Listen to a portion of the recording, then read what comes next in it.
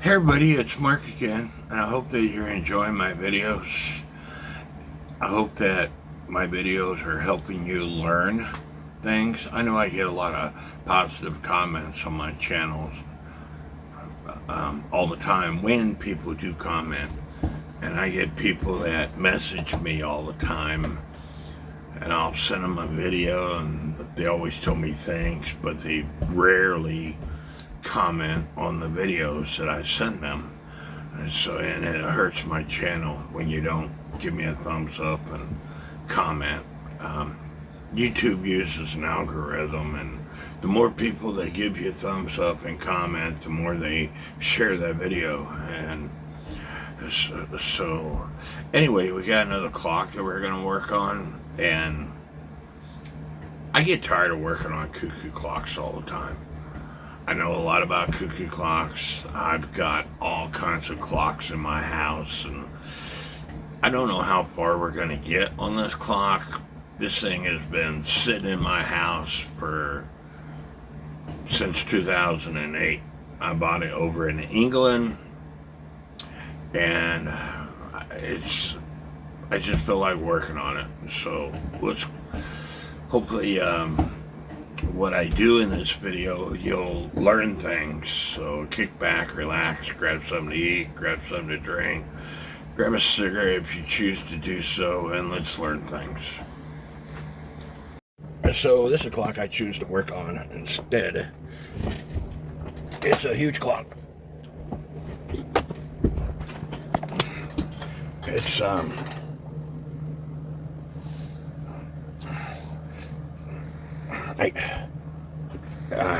It's my brain's not thinking.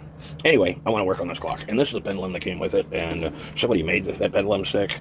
It's not the same color as the clock, but I've had this clock sitting around for a while, and I'll think of the name of the style clock later. But anyway, the first thing I have to do is take the hands off. You take the hands off by undoing this nut, and then the minute hand, which got a slot in it, will come off. The hour hand will come off, and you flip the clock over, and you have to take these 4 screws out. And the label is partly missing. Chicago, Illinois. Clock manufacturer, probably, I'm not even going to guess. But let me take those 4 screws out. I got the 4 screws out. It's called a mission style clock. My brain is not quite thinking. And then there are screws to take the movement out. So let me do that. And once you take the movement out, you're not going to be able to get it out because the gong is holding it in place. So you're going to have to take the gong out, which is held in place by a nut.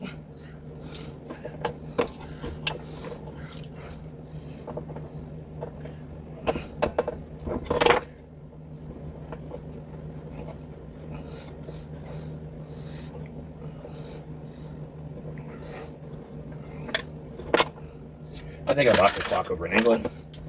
That's where I bought a lot of clocks that I haven't got to in years.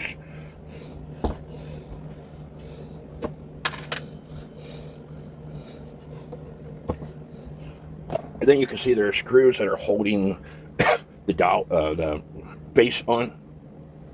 And I'm not going to take those out, but I will clean up the case because it needs oil to make it shine again. The movement itself, and hopefully y'all can see this, is the sessions. And that label on the clock might be sessions, but it says Sessions Clock Company, Forestville, Connecticut, right there. Hopefully you can see that. I don't have the power off. I'm looking at pivot wear. This might need a bushing.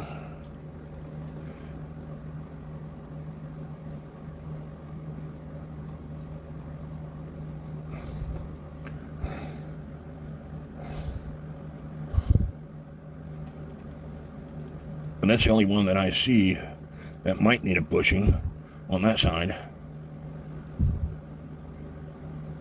And samely on this side. But again, it might need a bushing. As you can see, it's striking just fine. If it goes into the lever at the end into the count wheel, which it does.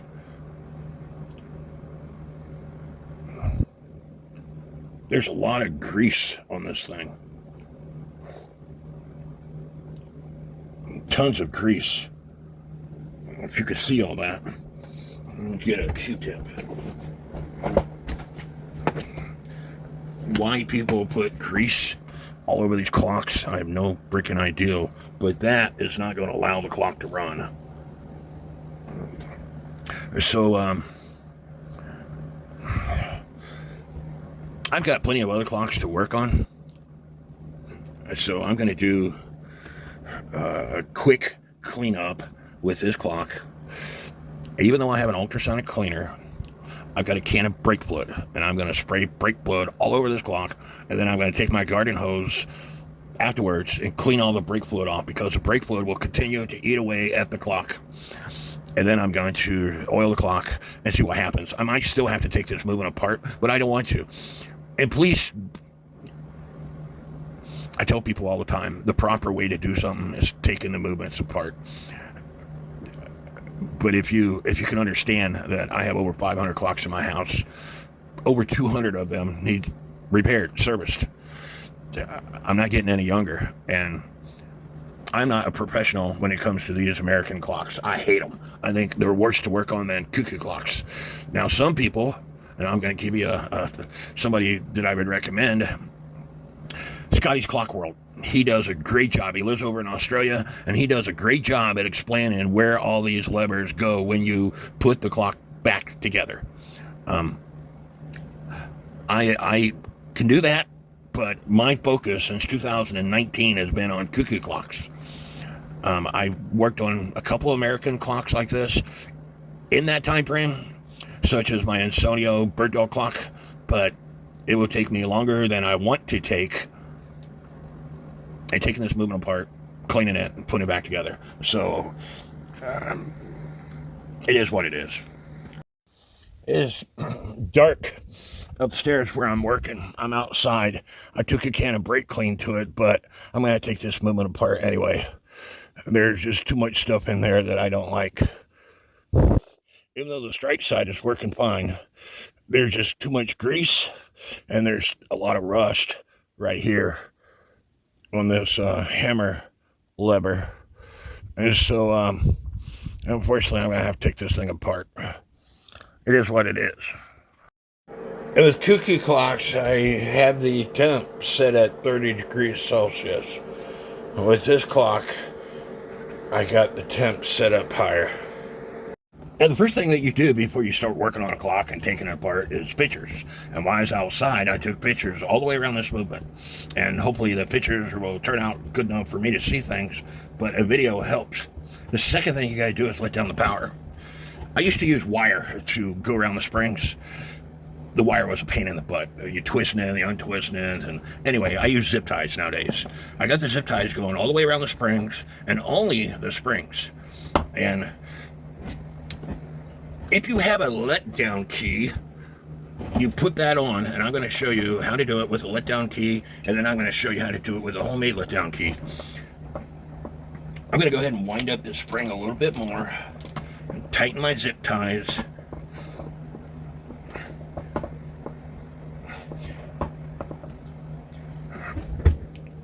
Right here is known as a click. Right here. That click catches these teeth on this click wheel. And so what you have to do, you have to wind it up just enough to move that click out of the way. I need to go ahead and put the fourth leg on this thing. And the movement's moving too much. It's movement legs. So you wind it up just enough to move that click out of the way. And then you release the power in your hands. Let this let down key release in your hands until you can move the click out of the way, and there's no power whatsoever on this. There might be a little bit of power, but you're safe now. If you don't have a letdown key such as this, and they make several different kinds, and this is the only one that I have, and sometimes it fits and sometimes it don't. You find a key, and I've got a video that explains all this, and the person that I learned most of my general clock repair was from watching a VHS tape over and over and over again. And when I bought this VHS tape in 1999, Bruce Rasmussen, general clock repair, he shows you, put the key on, take a wooden dowel with a slot in it, stick it over the key, and you're going to basically do the same thing. You're going to wind it up enough to move the click out of the way, and then let the power go in your hands.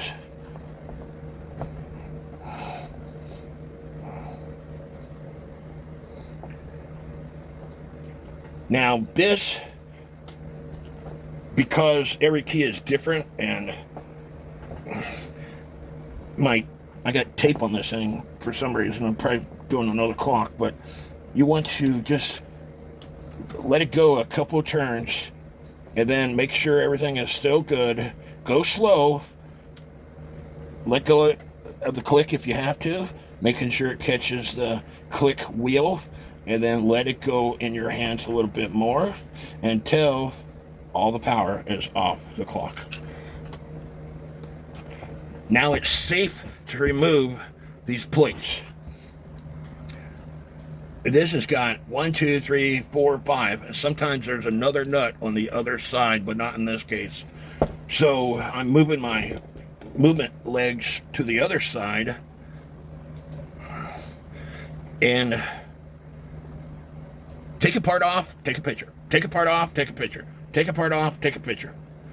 This piece here is about broke on me. I think I just finished allowing it to break, so I'm going to have to make do with 3 legs.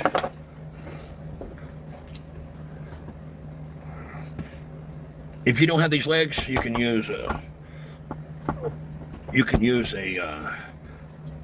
container, a Tupperware bowl. You can use a roll of masking tape. You can use a piece of plumbing fixture, and that's what I used to use until my friend gave me these things. I'm going to see if I can repair it real fast, so stand by. Couldn't repair it at this time, but let's see if I have a nut driver that will fit these nuts, because I'd rather use a nut driver than a pair of pliers.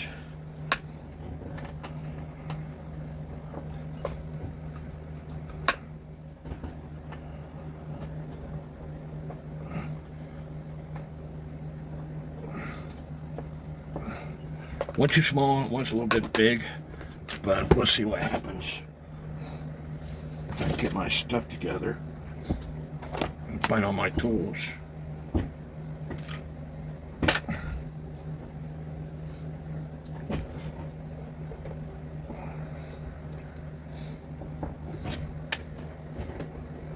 I already have the suspension spring off.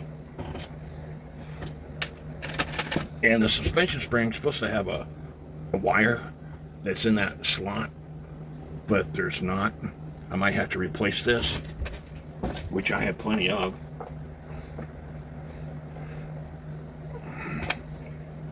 But again, Scotties Clock World, he is really good at explaining where all these levers go and what's the name of the lever and stuff like that. I'm going to see if I could take this off, and hopefully the gears stay in place so I could take a picture.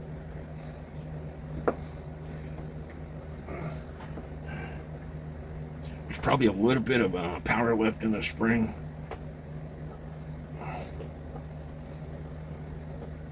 The birch and crutch assembly, I know where it goes, so I'm okay with that. And so there we go. I was able to take it off. And that way I'm going to take more pictures showing exactly where these levers go.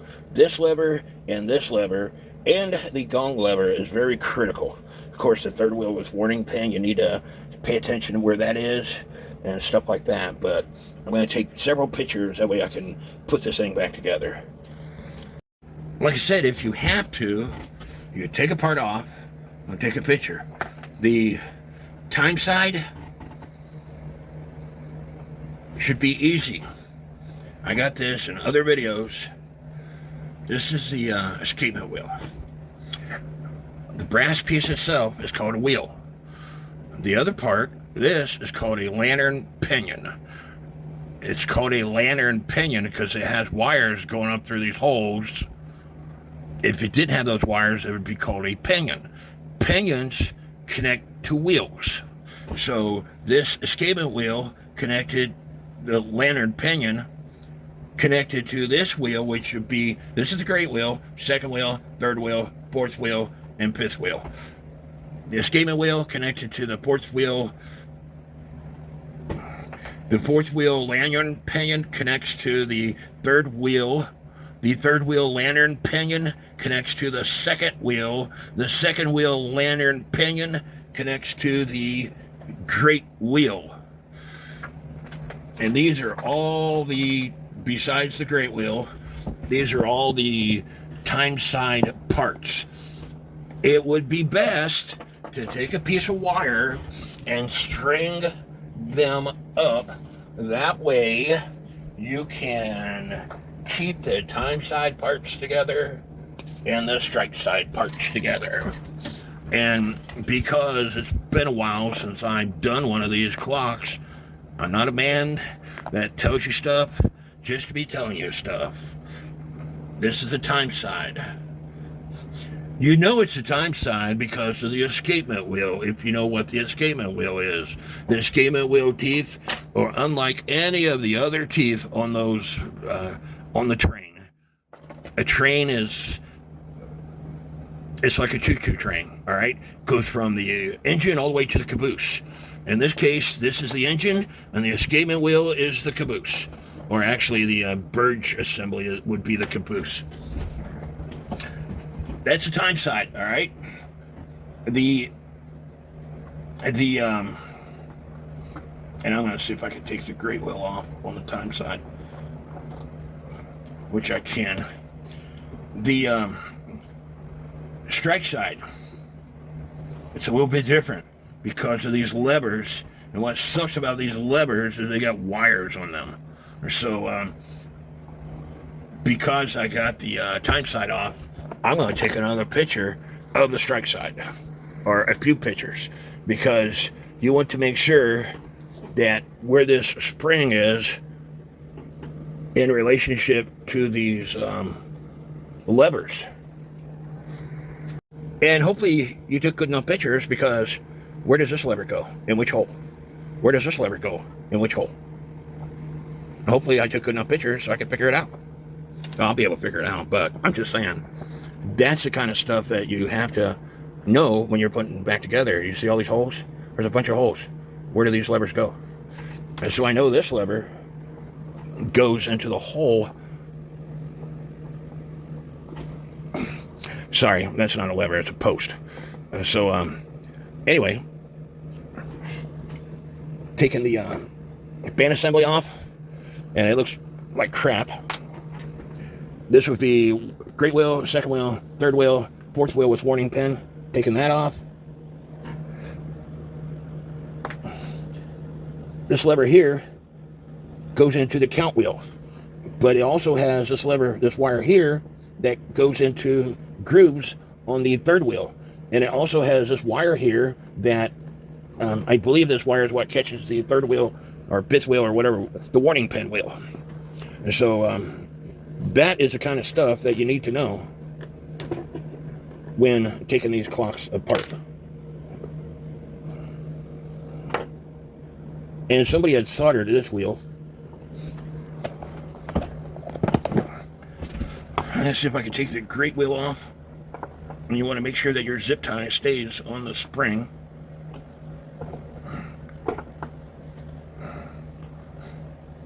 And you want to make sure you know which is the strike side wheel.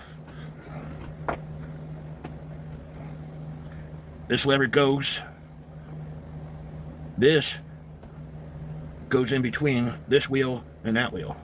Just like, in other words, you put this wheel in first, and then you put the minute pipe in. Sorry, you put this wheel in and then the minute pipe. Just like that. And the gong lever is, I don't know, it's rusted. It looks like somebody soldered it. And it looks like crap. I'm taking my legs off. And I'm going to get a piece of wire again. And I'm going to string up the strike side.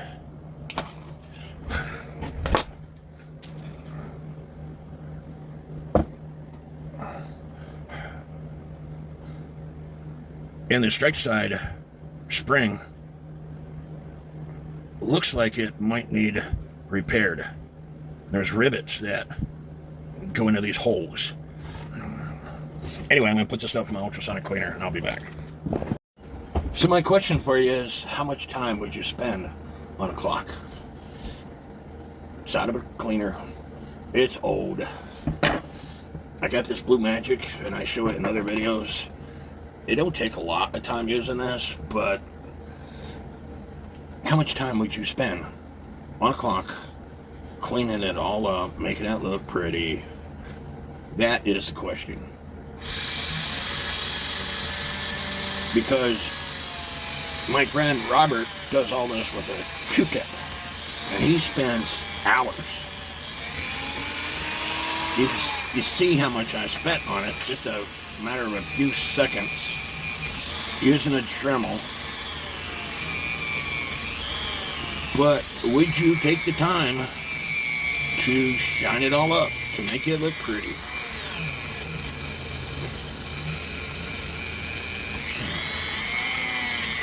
Now, if you were doing this for a living, you'd want to ask your customer first, what do they expect? Do they expect the plates to be nice and shiny?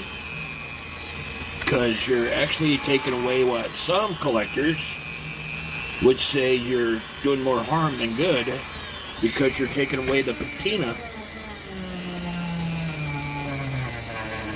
And they want to see that patina there. And then you have other collectors or other people that want to see everything looking brand new. That's what I cleaned up so far in the time frame that I cleaned it up. But how much time would you spend, and would you clean it up? This is a before, and within maybe 5-7 minutes, this is an after. And it's not perfect like Robert would do, and it looks a lot better than this, don't you think? But my friend Robert, like I said, he uses a Q-tip, round and round and round until every part is shining. He spends hours on cleaning up a clock to make it look brand new. Now, granted, once he does this, every one of his clocks are nice and pretty, and I still have to take toothpicks to all these holes to make sure that there's no Blue Magic in those holes. And so I need to take this clip off to work on this plate. This clip is held into place by that hole, and it just slides on, and then the wheel comes off. And that's from it being in my ultrasonic cleaner. I don't know if y'all seen that or not, but I'll do it again. There's a hole right here that this clip fits in. So this goes on, this slides on, and then that piece of the clip fits in that hole, and that's what keeps this thing from coming off. So you take it out of that hole, you slide it off, because it slides in a slot that's on this piece right here, and then the wheel comes off. And you can still see there's all kinds of grease and junk on this part of the plate. What looks better to you? That or that? That or that? I like shine it up so you can see the maker, and there's a number down here, 1438, and you couldn't see that before.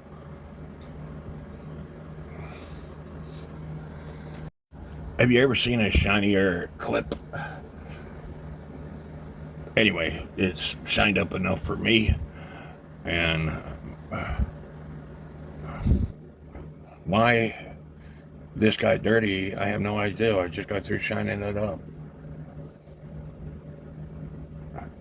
How it got dirty, I have no idea. I think my hands were dirty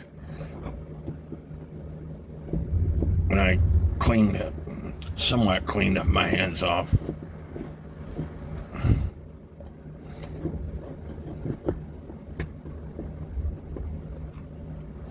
Anyway, it's shiny again. And my hands are somewhat dirty. Time for me to take a break.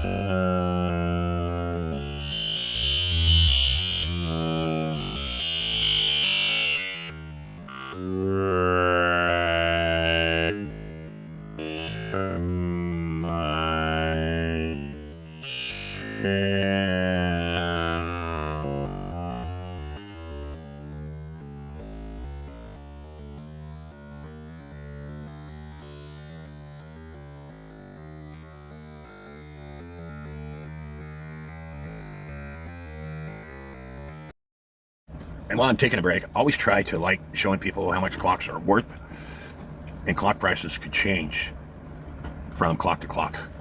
Here's a sessions clock, mission clock, and I got one like it downstairs. Runs and stops, parts only, $51, so $90 to include shipping.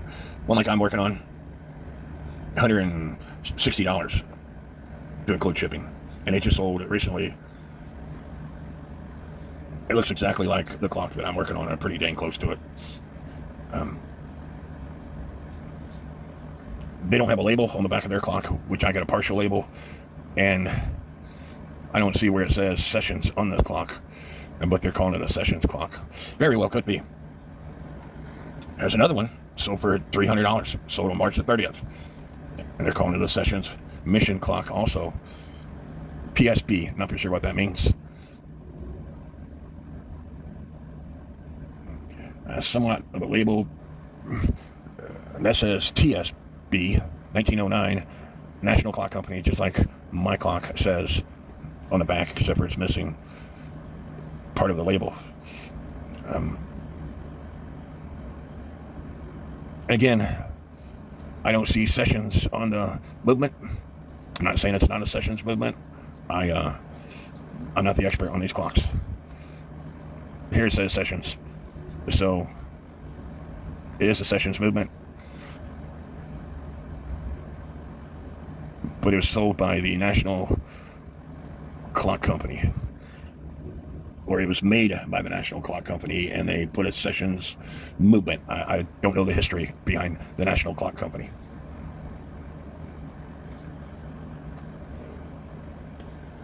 And let's say you have a clock that you're working on and your pictures didn't quite turn out the way you wanted them to turn out.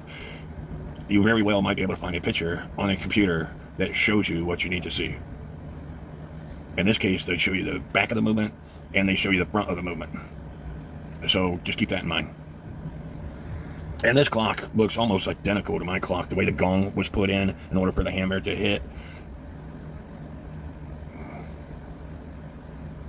Again, I don't know what PSB is. Or TSB, as in where I showed you before, it showed TSB 1909. But now you know it was made in 1909. Another sessions clock sold on February the 28th. They're saying it's 1920s. Sold for $290 to include shipping.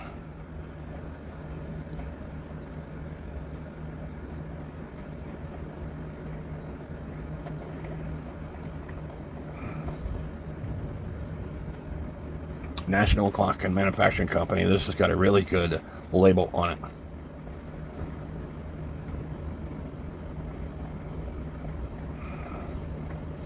Looks like the same movement as mine. Sessions is going to be in the front, which the next picture shows that. I didn't see no date like the previous clock I showed you. So it could be 1910 or it could be 1920s. The mission style clocks were popular during that time frame. And it's pouring down rain here. And it's funny how some clocks sell for a lot higher price than other clocks. This is a Gilbert, W.M. Gilbert clock. I personally think it looks classier than the Sessions clocks. It sells for about $100 to include shipping.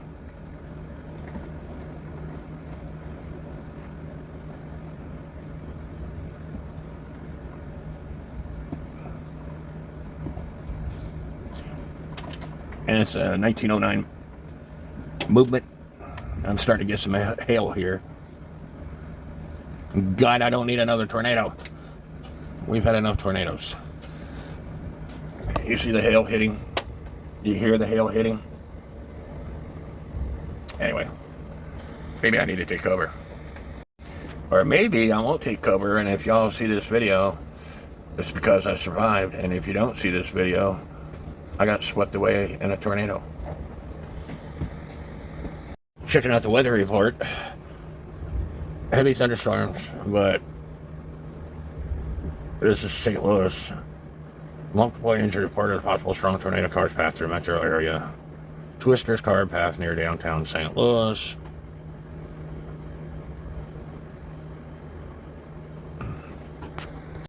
Then here is another clock. It doesn't show you the movement, but it looks just like the Gilbert mission clock that I just got through showing you. They sold for $183 to include shipping. And it, you know, at least the other people showed the movement, and this thing doesn't show you the movement. It's funny how some clocks will sell for more money than other clocks. Have you ever seen a prettier wheel? Not from me. The Insonio 1000-day clock that I recently done. But you notice I have a glove on, putting some Blue Magic on the pad, and I'm not going to put none on this pad, I already did it, but put it between your fingers, turn on the Dremel rotary tool until the wheel starts spinning. You got the glove on, that way the wheel doesn't burn your hands, drill through your hands, whatever. I got the time side wheels all polished up.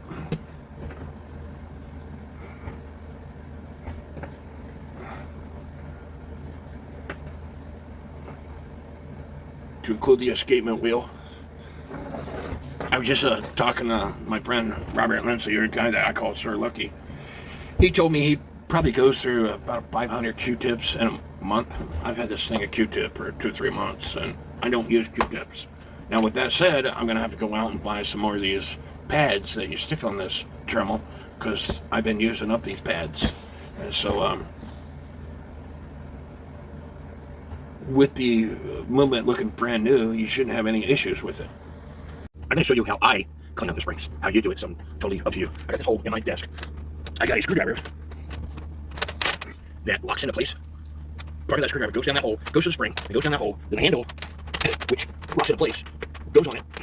And you should wear gloves. Already cleaned up this spring. I got some Keystone mainspring lubricant on this thing. And you just, I'm in my rollrized chair, you just go back until you get to the end of the spring. And I've already done that, and I'm not going to do it again just to show you. Just want to show you how I lubricate the spring. How I clean it up is WD-40 scratch pad. And then afterwards, you want to take some denatured alcohol, because the WD-40 will continue to eat away at the spring. So take some denatured alcohol, wipe it off, whatever. And now I'm going to show you how to put a open loop spring and wind it back up. It's not as hard as what you think. So what you're going to do, you're going to want to put the open end on the post that it goes.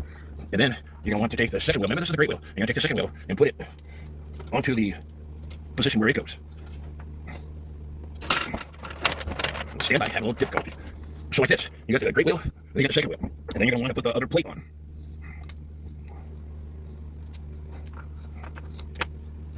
And plus you want to make sure that the spring is not catching on any other part. Like if there was a tab or whatever, like this tab, you want to make sure it's not catching. You want to make sure that the tab is where it's supposed to be. I'm not quite prepared. I gotta get a couple of nuts out.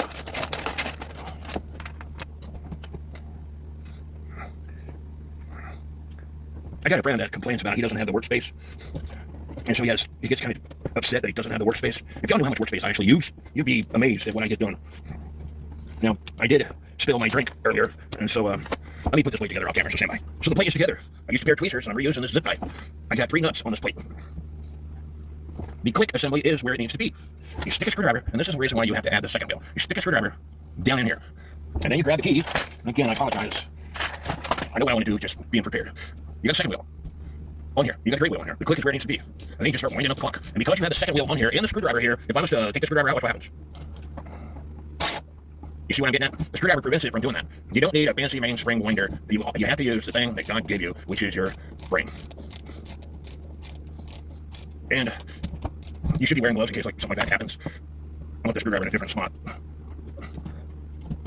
Goes back to the same spot. Oh well. The most important part, do not let go of the screwdriver until you put that zip tie around. This pin right here, the spring comes up to that pin, and then it can't go any further, so it goes outside the movement. And so you have to make sure that when you put this on, that the spring is on the inside of this pin and on the inside of that pin. And so you put your zip tie on.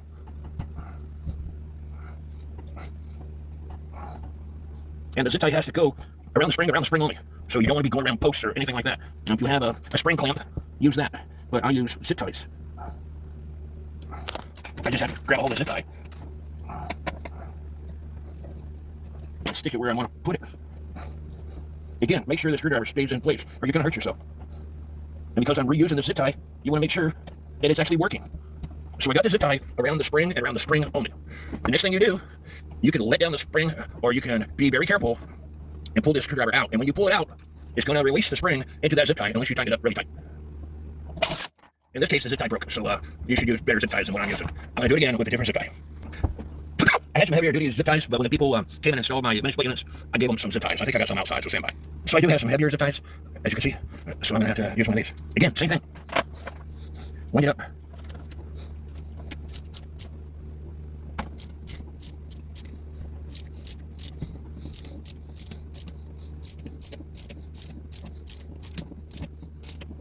Make sure that screwdriver stays in place, or you're going to get hurt. Take a zip tie, wrap it around the spring. And, if I wouldn't have done what I did earlier, a lot of people are going to be laughing, and this zip tie's not long enough, so I'm going to have to add one to it. But as I was saying, if I didn't do what I did earlier, y'all wouldn't learn when I say to use heavy-duty zip ties, and when I say to let the spring down into the zip tie. And that's what I should have done, but I was just showing you what could happen if you don't do what I suggest. So this time around, I'm going to let the power down like you're supposed to. Give it a wind to remove the click out of the way, and let the tool turn in my hand. So now when I take the screwdriver out, everything stays in place. You know how big a spring winder is? That's what I was saying. I have a friend that complains that he don't have a lot of space. I'm going to get out my measuring tape and show you how much space that I typically work with in these videos. We're looking at 15 inches by 15 inches basically. And that's all you really need if you're careful. It would be great to have, I'm fixing to show you a video. This guy, I watched his video today. He's in one of my groups, Mark Dalton, and I advertise for him at the beginning of my videos all the time. And it would be great to have his workspace. It's a video that Mark Dalton is doing where he's repairing a cuckoo quail antique clock by Herbert. This is his desk. Look how much space he's got. He's got a lot more space than what I got, but it don't take a lot of space to work on most clocks. He's more organized than what I am. I'm going to take you to his channel. This is his channel. This is his picture. I highly recommend that you subscribe to his channel. He only has 18 videos, but he has over 2,000 subscribers. You know why he has over 2,000 subscribers? Because he knows what the heck he's doing. I really love a video that he worked on. I'm going to try to find it for you. This is Alexander Bleak Cuckoo Clock. The man knows his stuff. So 50 times subscribe to his channel. You'll learn things. This is Scotties Clock World. Like I told you earlier, he lives in Australia. He works on clocks for a living. He is really, really good at antique American clocks like we're working on. He is extremely good in that. He has almost 8,000 subscribers. So most of his videos are available to free subscribers. Scott has, and he's talked to me about setting my channel up like that. And I'm not going to. I told you from the beginning, my videos will always have been and will always be free for every video that I post. There's some videos that you might not like. You don't have to watch. But for people who contribute to his channel, they can see other videos that people who don't contribute to his channel can't see. But he does a really good job at explaining how to put the J-hook. Explain this video right here. And the J-hook is one of those levers that I was telling you about that this clock has. I know Michael Anderson's got some videos of repairing these type of clocks, and you would just have to find it. American. Let's see what, if he has it titled correctly, Jericho American Clock. You have to, and you know, I could be using the wrong keyword. Here's a 1947 Thomas Mantle clock repair. That right there probably show you how to set up those J levers. Scotties Clock World, out of all his videos, I got somebody the other day that said, Mark, I'm working on this antique American clock. Can you explain to me? No, I can't, because I don't do them enough. And so I referred him to Scotties Clock World, and he came back thanking me. I got clock up and running. That's exactly what I needed. Thank you very much. You know, like I said, since 2019, my focus, 98% of my focus has been on cuckoo clocks. I get people contact me all the time about cuckoo clocks, and I can explain how to put a cuckoo clock together in my sleep. However, American clocks, when I first started working on cuckoo clocks, they were a challenge. Antique American. These are what is called a cutaway version clock. When I first started working on clocks, I worked on French, British, and European clocks, English-made clocks. I was told by my clock brand over in America, over in England, brass was expensive for Americans at the time, so they created a cutaway version of the plates. You don't have a full plate like you do in German and French and English clocks. And so it's because of that, the levers are different. The J-hook is different, and those levers are different. And so some people have, they think these things are simple to work on. And that's because they got more experience than I do. I've worked on them. I have success. But if you ask me a question on, I'm going to refer you to Scotties Clock World. Subscribe to his channel. So anyway, once you got your zip tie on, all you have to do is take the plates apart, and you ain't got no power on this thing anymore. And so you don't need, what I'm getting at is the spring winding tools, they take up a lot of space. I don't have the space. If I did this professionally for a living, I would buy one, but I don't do it professionally for a living. I basically repair my own clocks. I have a friend who's got one. He rarely uses this thing, but if he needed it, he's got it. One spring, wound up, simple as pie to do, and as long as you do it the right way. Not like I showed you earlier, where I just pulled out the screwdriver and I broke the zip tie. You want to get hurt? Do it like I showed you earlier. Do it the right way. Anyway, I hope this video helps. Leave me some comments, give me a thumbs up, subscribe to my channel, and may God bless each and every one of you. I told you earlier that somebody had repaired this strike spring assembly. It must have broke, and so they drilled out 2 holes in both the springs, and they put rivets in, which is okay, except for the rivets need put in better, and so I'm going to try to do that.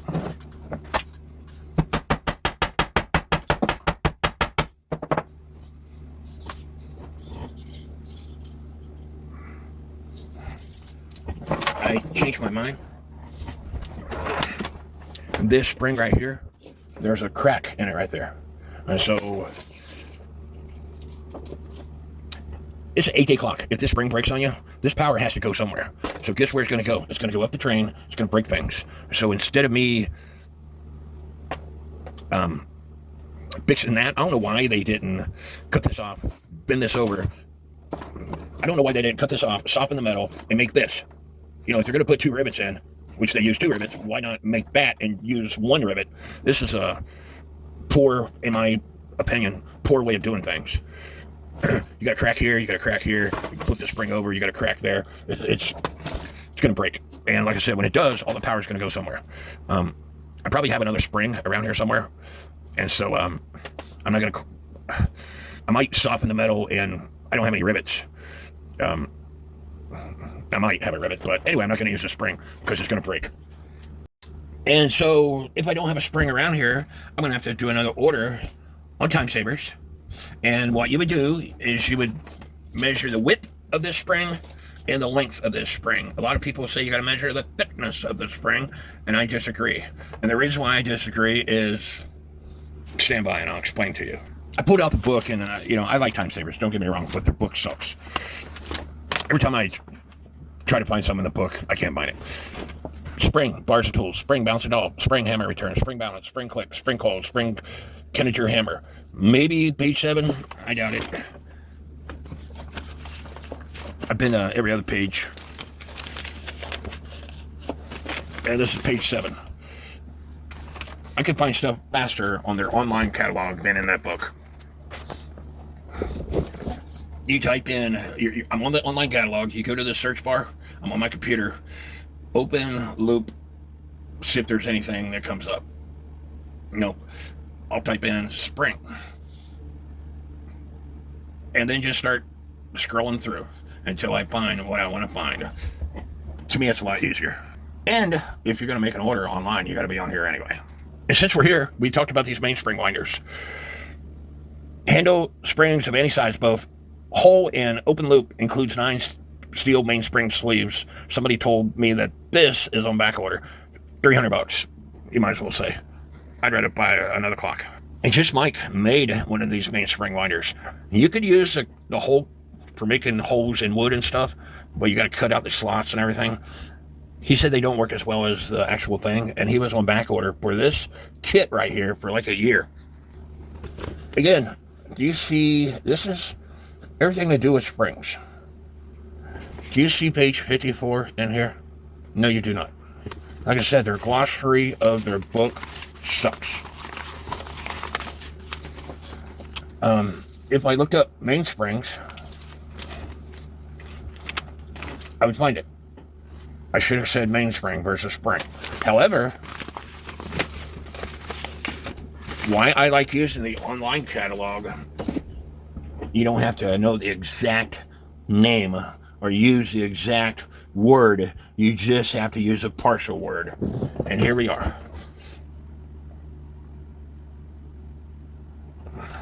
Now, there's a difference in a barrel spring and a spring like we're using, okay? A barrel spring is going to have a loop, a hold in, where we're looking for loop in springs. And what I'm getting at is, this thing was made 100 years ago. What kind of metal they used 100 years ago or 100 plus years ago versus the kind of metal they're using now. Find something close, but the thickness, in my personal opinion, you might not get exactly right. You want the width and the length to be the two focus features. If the width is wider, it might not fit between the plates. If the width is narrower, it might not run for 8 days.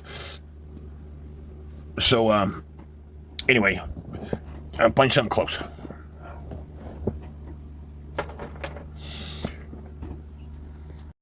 I was telling you earlier that when I'm using my Dremel on this Blue Magic or Mother's, whatever you're using, that these little cloth pads, they wear out rather quickly. And I was looking for something earlier, and I found these. These are actually, you put underneath your furniture to prevent your chairs from scratching your floors. Well, I thought, you know what? I'm going to try this and see if it works. So I got one on my Dremel.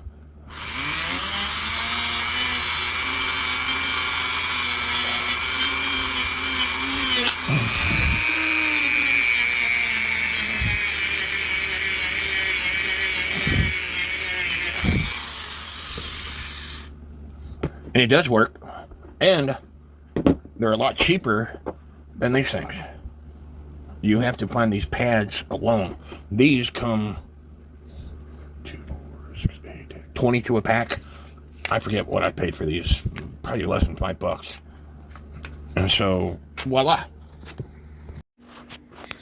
These are some of the clocks that I've had stored in my house ever since I've lived here. And there's another Sessions mission clock. Exact same movement. That, if I recall correctly, there's something broke on it. I might take the spring off of it. And as I said, I used to use wire to gather the springs together. There's a spring I could use after I re-oil it and clean it up. Because this stuff, I moved in this house in 2008. Back when I was married and living at my last duty station in Abilene, Texas, we got there in May of 2000. 90% of my clocks worked. And then I was doing 7 different jobs, so I didn't get around at work. And so I didn't get around to doing a lot of clock repair and I was the chairman for the Big Country Clocks and Watch Collectors Group. And then 9/11 happened. And after 9/11, I was deployed. And when I came back from deployment, I was ready to leave the Air Force because of an issue that happened while I was deployed. One of the reasons why I have PTSD but will not answer the VA's questions. I don't agree with their Confidentiality Act. It's a violation of HIPAA. Long story short, after my divorce, my clocks were in storage for several years. I moved to Truman, Arkansas. I had a house. They were in storage while I was in Truman, Arkansas, most of them. When I moved back here, I rented a storage unit. The clocks were in a storage unit for at least 2 years, maybe one. But when I bought this house is when I closed the storage unit. And I got this house in 2008, and I moved back here in 2006. So for 2 years, they were in a storage unit. So when I got this house, I moved everything out of the storage unit and stored them in my house. And I never got around to them. I've got movements, clocks. There's clocks all over my house. Too much for my children to deal with if I was to pass away. I went to bed at 1 o'clock. Woke up at 3. Look up symptoms of PTSD. One of the symptoms of PTSD is trouble sleeping.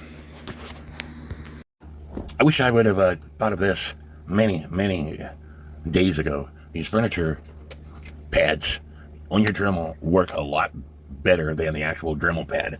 I went through about 10 parts, and I can continue using this one, but it's getting kind of worn out, so I just put a new one on. The only thing you have to worry about is they're not thick enough, and you don't want the screw scratching up your stuff. But like I said, they work a lot better than the actual Dremel pads, in my opinion. I always like putting some on my part first before I turn my Dremel on.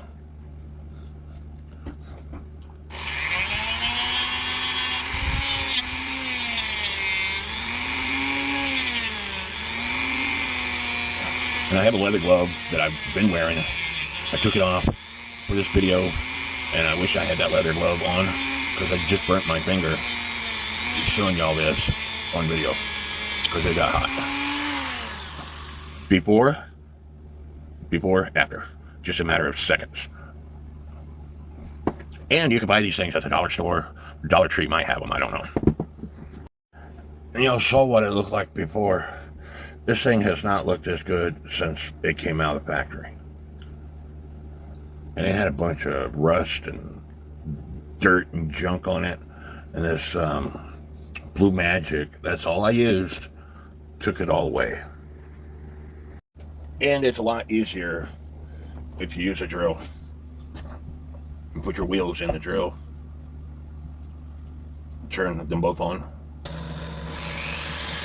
But you have to watch out for the wheel with the warning pin on it,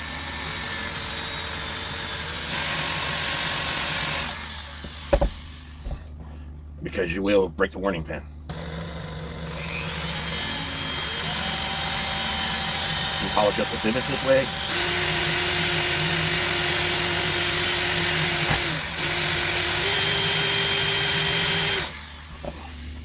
But work smarter, not harder. I got all the parts all cleaned up except for the hands, and it's good enough, except for I got to take the spring apart, take the wire off and clean it up, because this is one from the other Sessions clock. But I got the old spring off, and the way you do that is you turn it in the opposite direction. And you want to be wearing a pair of gloves when you do this. You turn it in the opposite direction while you're pulling on it, and it will come off. There's a hole in the spring, hopefully you can see that catches this lip right here on this shaft. And so I got it off, got all the parts cleaned up. It's now 11:30 a.m. and I told you I only got 2 hours of sleep, and now I'm getting tired, even though I drank an energy drink. So it's time for me to take a nap. I hope y'all are enjoying this video. I hope that you're learning things.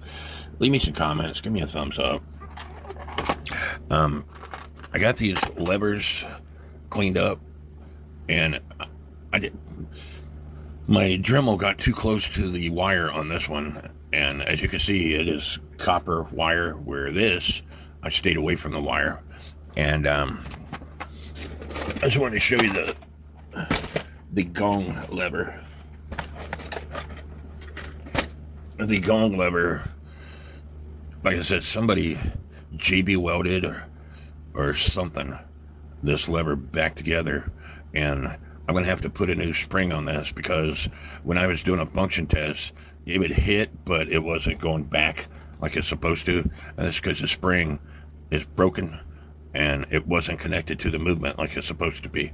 So I'll be putting another spring on this.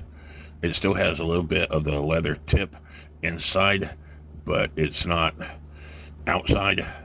So I don't know if I have any leather that I could put on there. Sometimes you have to distort the inside loop, because when you put this on and you wind it up and it slips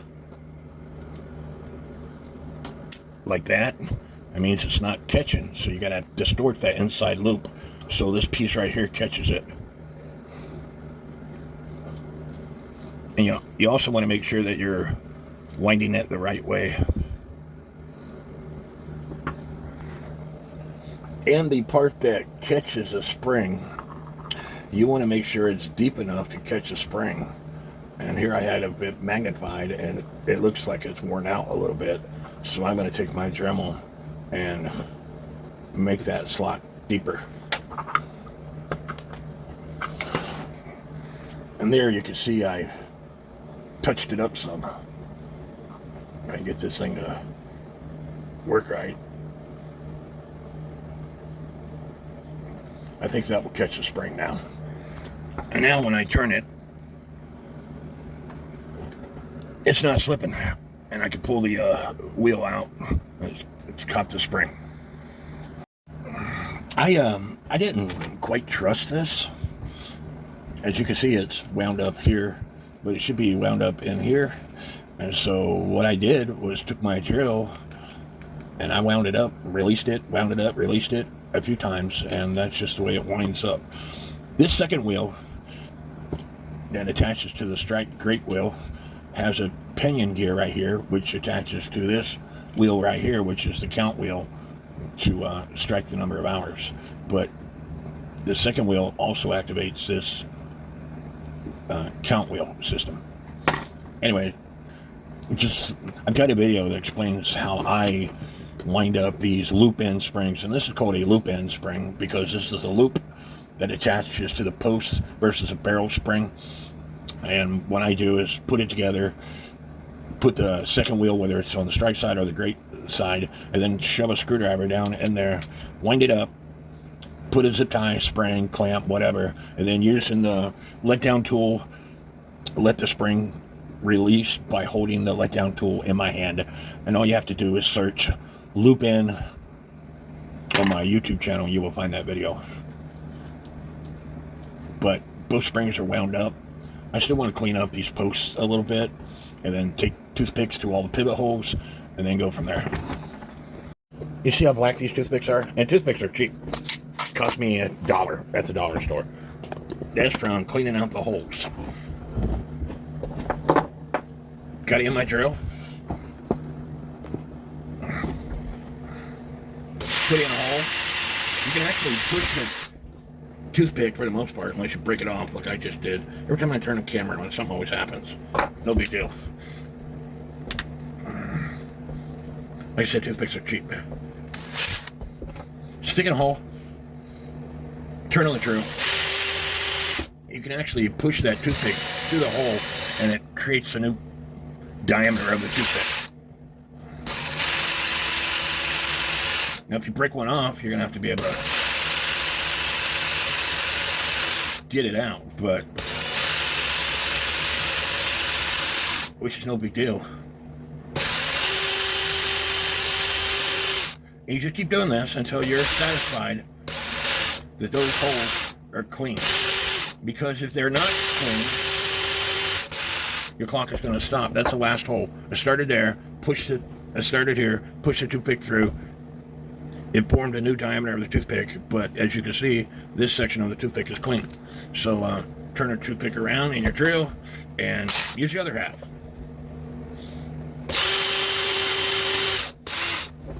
You see the shavings? So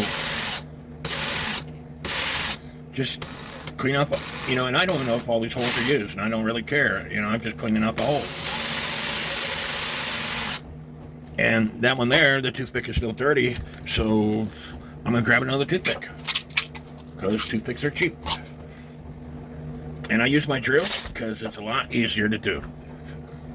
It's the same hole. And now the toothpick is clean. I'm going to continue cleaning this place up. Trying to put the movement back together now, you notice there are 3 holes where the escapement wheel goes.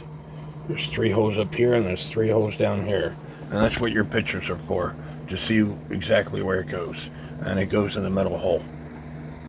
You will notice also I got rubber bands up here on top. I got the nuts on the bottom, but I got rubber bands here on top. That way I can lift the plates to put the wheels in. You might check for end shake on all the wheels, because if you don't have end shake, the clock's not going to work. So we have end shake. To include the great wheel, it's got end shake. And so this could be a good time to check to see if you have any pivot wear that you think needs to be replaced.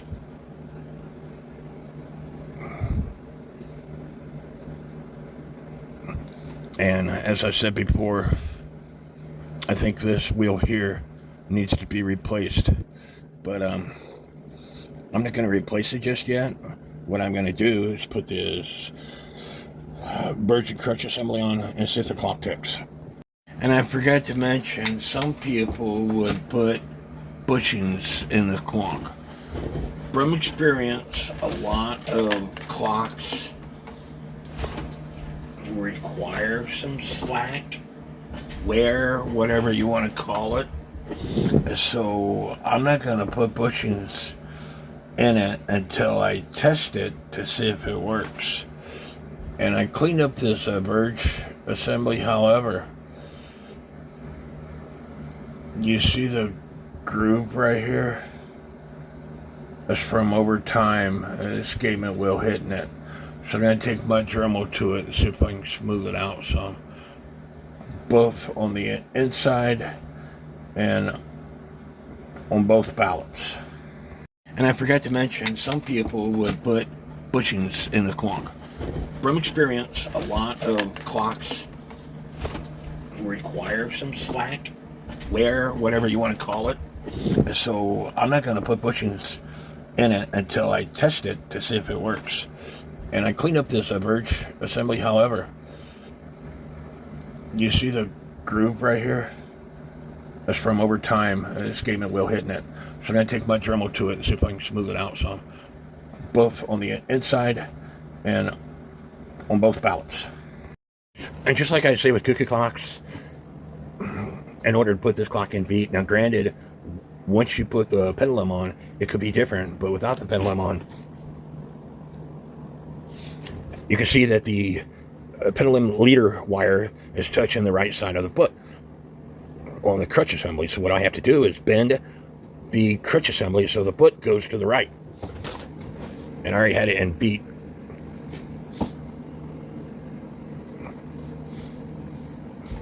And as you can see, it was ticking away. But I do the same thing as I do with cookie clocks. And granted, I haven't oiled this movement yet, but as you can see, it's ticking away. So, does it need a bushing? I'm going to let it tick away, and I didn't wind it up all the way. I'm going to let it tick away and let it do its thing and go from there. And this is the verge from the other clock. It's missing the crutch assembly, but this is the verge. Typically, this side is bent, it's got an angle from right to left. And then this side has got an angle from left to right. But you will see that this has got a slight angle from right to left, but this one is almost straight up and down. So not all of the birch assemblies are angled like you would think. So it's best to test it in the movement before you do anything else. And like I said, Scotties Clock World, he does a great job at explaining how to set up the movements, the J hooks, everything. Here's a video of part 1, how to set up a session striking movement. And I think this belongs in a kitchen clock. It's not the exact same movement as what I have, but he does a great job at explaining things. So I took the broken spring off the gong and put a different wire on. And as you can see, it springs into action. So I'm getting there.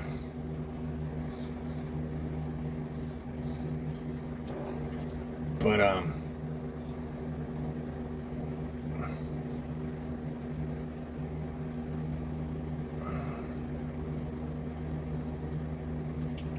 I think I got it upside down.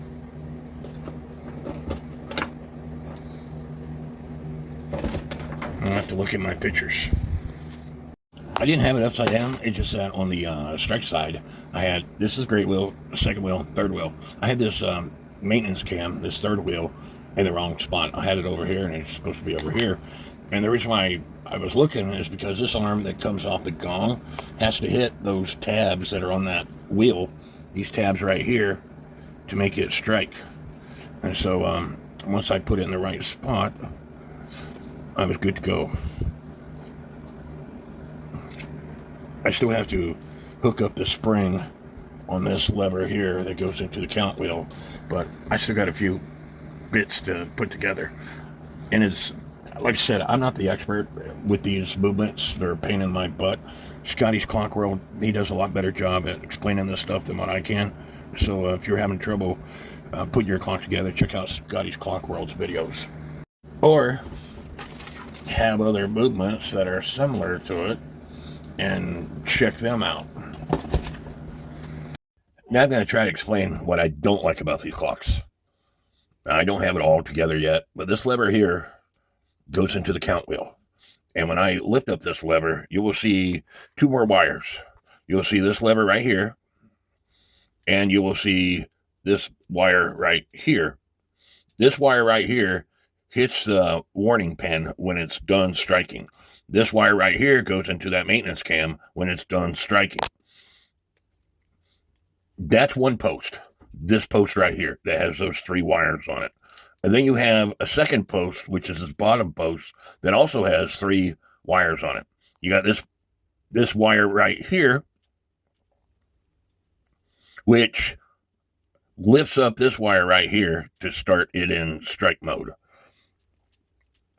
And then you have this J hook right here, which catches the third wheel warning pin while it's in warning. And then you have, on this particular clock, you have a black lever, which is right here. This black lever is triggered by the pin on the minute shaft. You should be able to see it move when I turn the minute shaft. You see it's lifting all this other stuff. There's two pieces on the minute wheel with center arbor. There's this piece right here, which catches that black lever for the strike.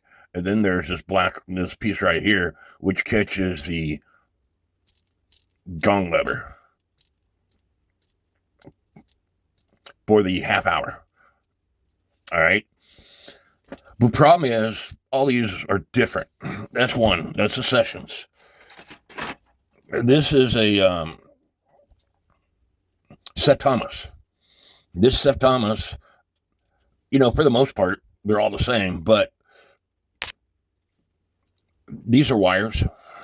But this other one, it's a wire. Here's another wire. This wire right here is what comes off the the minute wheel with center arbor, you'll see 2 wires that it lifts up. And it, hopefully you can see that. And then this wire here, this J hook, is what stops the 3rd wheel or 4th wheel with warning pin. That's the Septimus.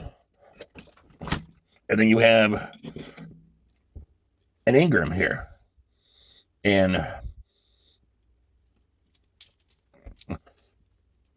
this has got a spring on it that lifts all these levers in between the J hook here, but they're all different. And, you know, when I first started working on cuckoo clocks back in 1999, when I first picked up my first cuckoo clock, this was after I was used to working on English and French and German movements. I picked up my first cuckoo clock and I tossed it to the side because I'm like, man, these things are so cheaply made.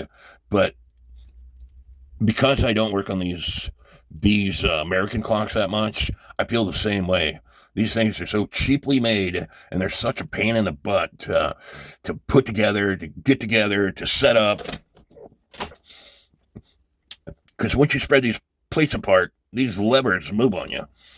And Rodico would be your friend in a case like this. But like I said, Scotties Clock World, he does a good job explaining how to set all this stuff up. But they can all be a little bit different. And with cuckoo clocks, even though you go from a cuckoo clock to a musical cuckoo clock, regular, and that's where most clock makers used, we're talking as time progressed. Most clock makers use either regular, there are some AMS movements that are still being made, I believe, but for the most part, it's regular. Herbert Hur made their own movements for the most part. I had one clock, I think, that used the regular movement, but for the most part, cuckoo clock movements after, you know, because that's what I've been doing since 2019, for the most part, they're all the same. There are some little bitty differences, but when it comes to these, and what is the worst, they're spring-driven movements. If this wasn't a spring-driven movement, you know, even though I got the power secured because it's a spring-driven movement, you can't really test it until you release the power. Just my 2 cents. Apologize for the noise. I'm running out of space to hang my clocks. So I got this in my upstairs bathroom.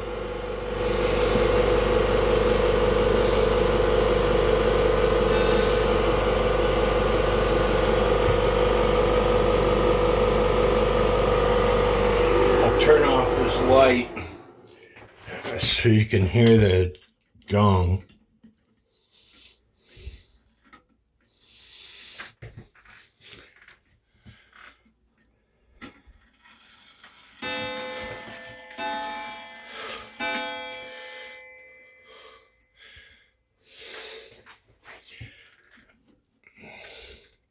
So anyway, I hope y'all liked this video.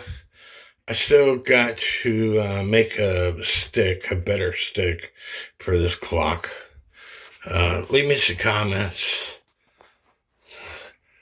Give me a thumbs up. Subscribe to my channel. And subscribe to all the other channels I mentioned. Early 1920s sessions mission clock.